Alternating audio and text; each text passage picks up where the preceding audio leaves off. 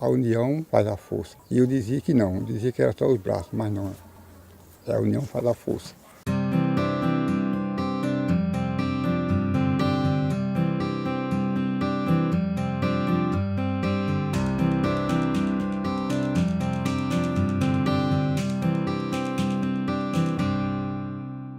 Havia um organismo chamado SECAPAS, que era em âmbito mais de Nordeste. Achou-se melhor que cada província formasse sua instituição para trabalhar em prol do Nordeste, particularmente pensando também na seca. A gente via imensos problemas sociais gravíssimos, de opressão, de exclusão social, de marginalização. E aqui então, os bispos do Rio Grande do Norte resolveram criar essa instituição da província que se chamou SEAPAC, que era então o Serviço de Apoio aos Projetos Alternativos Comunitários. E foi arquitetado de modo muito bem consolidado este trabalho de promoção humana, de formação para as comunidades, sobretudo do ponto de vista organizacional. O SEAPAC nasceu trazendo na sua maneira de agir, de atuar, toda uma experiência já acumulada de fazer uma boa gestão de um serviço da caridade da igreja. Foi talvez a primeira experiência de serviço da igreja que nasceu com corpo técnico já especializado. Os agricultores e agricultoras que trabalhavam com a agricultura familiar precisavam desse aporte técnico. Nosso estado, que é um dos mais atingidos pela condição de semiárido, mereceu muita atenção de organismos internacionais, da Miséria, mas também de outras entidades. Dentre as ações desenvolvidas pelo SEAPAC, que eu acho mais importante é principalmente de emancipação, de transformação das vidas das famílias, principalmente as mais empobrecidas e excluídas da sociedade.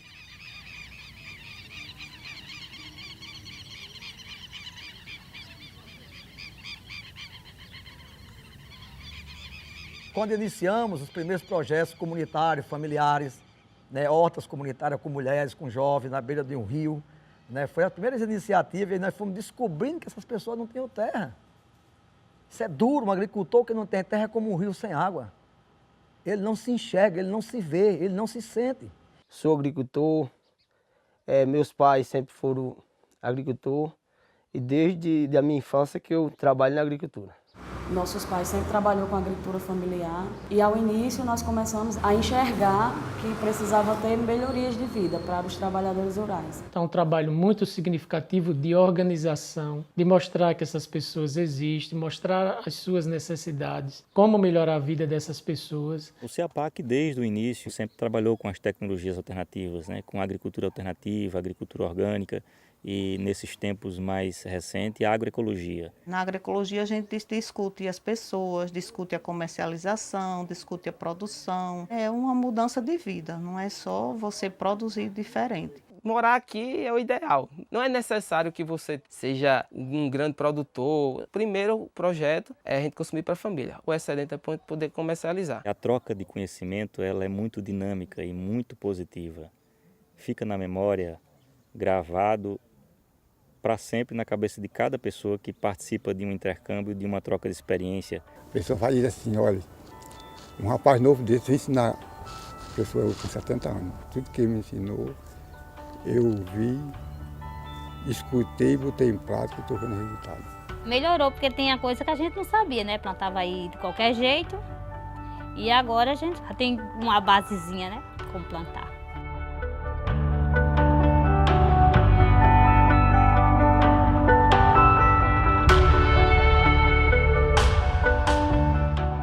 Os intercâmbios que a gente tem feito para conhecer, até dentro da própria comunidade, o que um está fazendo, socializando para o outro, tem fortalecido muito a ação agroecológica. Nós trabalhamos com horticultura, apicultura, a gente agora vai introduzir a questão da fruticultura agroflorestal, que é para a gente tentar mudar esse cenário que é o sertão do Nordeste. É o meu intuito, como agricultor, filho de agricultor, conseguir esse êxito.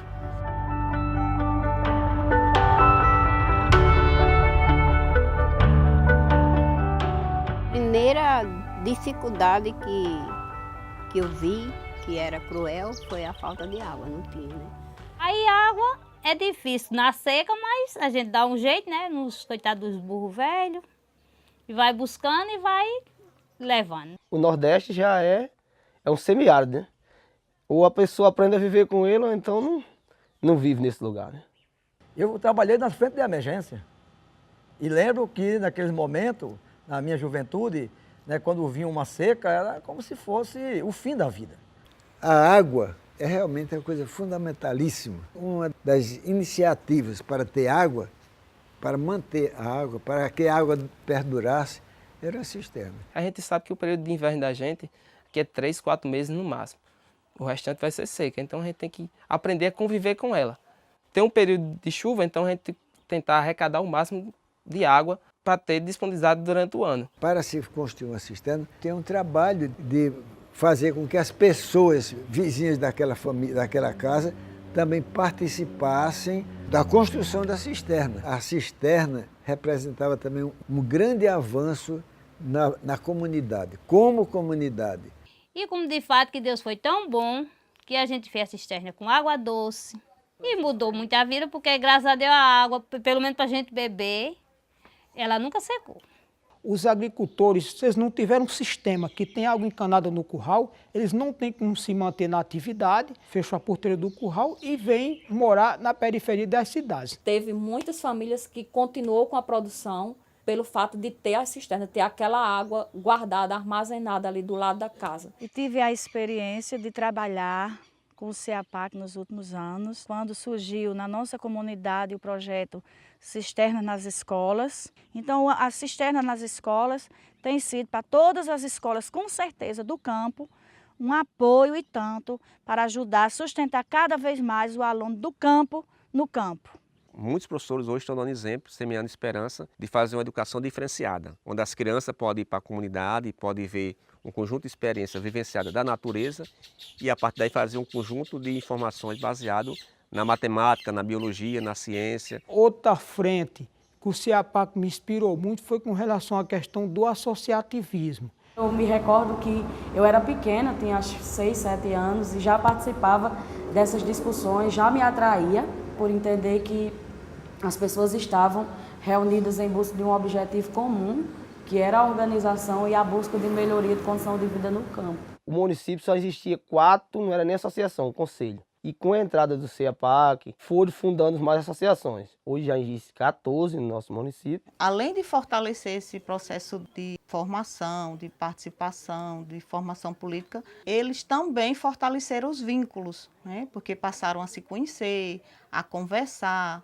a trocar ideias. Um problema que tinha numa comunidade e às vezes a outra não sabia como resolver, então eles socializavam os problemas. Então, acho que a questão maior é eles buscarem soluções em conjunto. Existe uma parceria muito forte com o CEAPAC, desde a constituição das associações de acompanhamento, de assistência, na história das associações também do Fórum do Campo. O fórum foi muito bom para o município, inclusive para as associações rurais do município de Jaçanã, que só veio fortalecer, esclarecer, nos organizar perante as políticas públicas. Melhorou muito a organização nas bases, onde também surgiu dentro do fórum lideranças nas comunidades rurais. Para a gente se torna de grande importância, porque a gente tem uma assessoria diária, a gente aprendeu muita coisa. Hoje a gente se fortalece junto com eles. Eu acho que é uma relação muito boa que a gente tem com o CEAPAC e talvez se o CEAPAC também não tivesse com a gente, hoje a gente também não teria o Fórum das Associações e até assim outros desenvolvimentos da sociedade civil. Através do trabalho de empoderamento do CEAPAC, do trabalho de articulação, essas comunidades se articularam e hoje elas são autossuficientes em água. Nós temos histórias, por exemplo, lá do Catururé, né, quando nós chegamos a uma comunidade de assentamento rural que não tinha água. Essa barragem do Oiticica agora, mais recente, em 2013, quando as máquinas chegaram e não teve diálogo com a comunidade. O início da construção dessa barragem vem dentro da década de 50, eu não era nem nascido. E esse processo dessa barragem deu início várias vezes, pararam. Quando foi em 2013, nós fomos surpreendidos com máquinas, onde a comunidade não foi comunicada que ia dar início à obra. E para a população de Barra de Santana foi uma preocupação, porque nós não tínhamos sido indenizados, nós não sabíamos onde ia ser construída a nova Barra de Santana. Nós atuamos na linha de ação que a gente chama de intervenção direta do CEAPAC em políticas públicas e defesa de direitos. Exatamente por percebermos na nossa atuação junto às comunidades várias violações de direitos ou mesmo desconhecimento dos direitos sociais, dos direitos individuais, coletivos. E aí há necessidade de uma atuação, de uma intervenção direta, né, no sentido de possibilitar essas pessoas o encontro a esses direitos e também viabilizar, através dos instrumentos jurídicos existentes, o acesso delas aos mesmos. E em 2013, quando tudo começou, a gente não foi comunicado em nada. Uns 2 meses depois, a gente decidiu em paralisar a obra de Oiticica, para que os governantes soubessem que aqui existiam famílias, que aqui existiam vidas e que precisavam de um novo lar, de uma nova moradia. A gente quer que seja construída a barragem, agora que seja pago os nossos direitos e construa o nosso direito que nós temos, que é a moradia da gente, e nós queremos com dignidade. De 2015 para cá, a gente pode dizer que a gente teve várias conquistas. Através do CEAPAC, através da Igreja Católica, eu friso muito a pessoa de Procópio, mas levo o nome dele representando o CEAPAC, porque ele é um dos principais que nos ajuda, que vem aqui à nossa comunidade e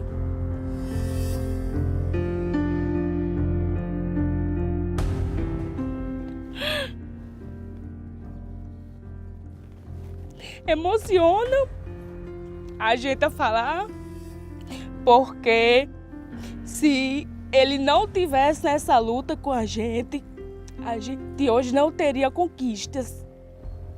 Uma decisão que eu tive de mim de tomar ir até o fim. Eu vou até o fim, não vou desistir. É uma coisa que eu já falei com o pessoal daqui. Vamos se unir, vamos ter uma reunião. Você está lutando atrás de um negócio que já é seu.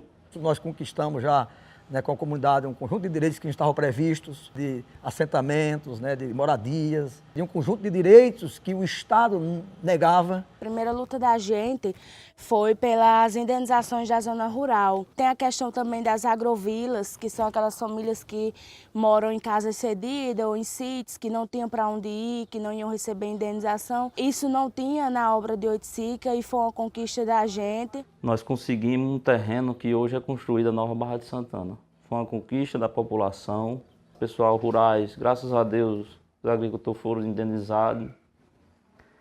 Mas o sonho da gente é ver a nossa cidade pronta, né? A gente só pede a Deus que nos dê força, nos dê coragem, nos dê vitórias ainda mais, que essa barragem um dia encha, que um dia sangre e que nós possamos viver um futuro melhor na nova Barra de Santana.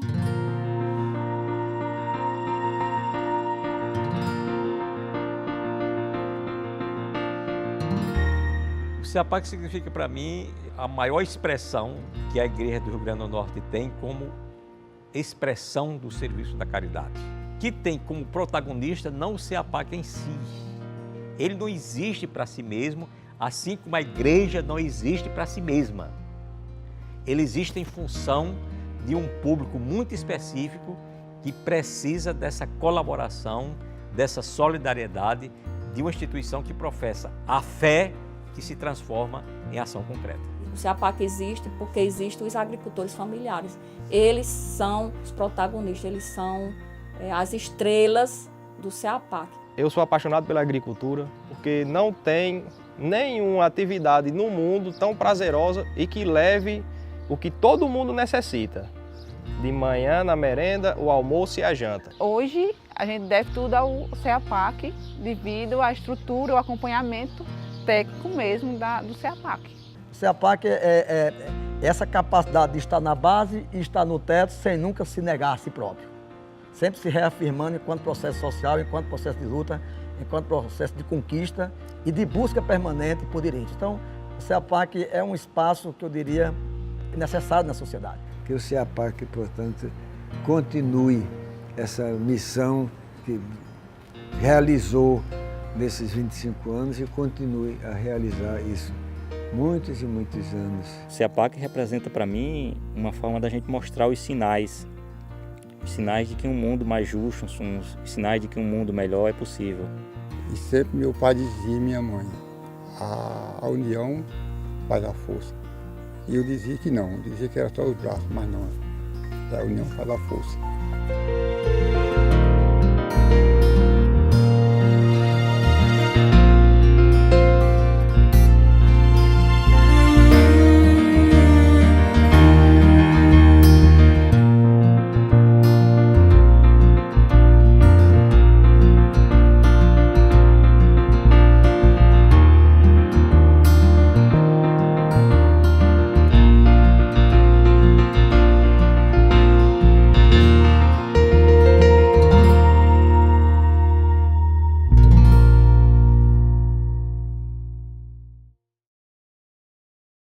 Nossos direitos vêm, nossos direitos vêm. Se não vir nossos direitos, o Brasil perde também. Só pensando em Cristo Rei, que nasceu lá em Belém e morreu crucificado porque nos queria bem. Pensando no seu valor, nós até doutor, mas nossos direitos vêm. Nossos direitos vêm, nossos direitos vêm. Se não vir nossos direitos, o Brasil perde também. Quem negar nossos direitos será negado também. Chega de tanta promessa sem cumprir para ninguém. Mas com os irmãos unidos, o mundo muda o sentido. Mas nossos direitos vêm, nossos direitos vêm, nossos direitos vêm. Se não vir nossos direitos, o Brasil perde também.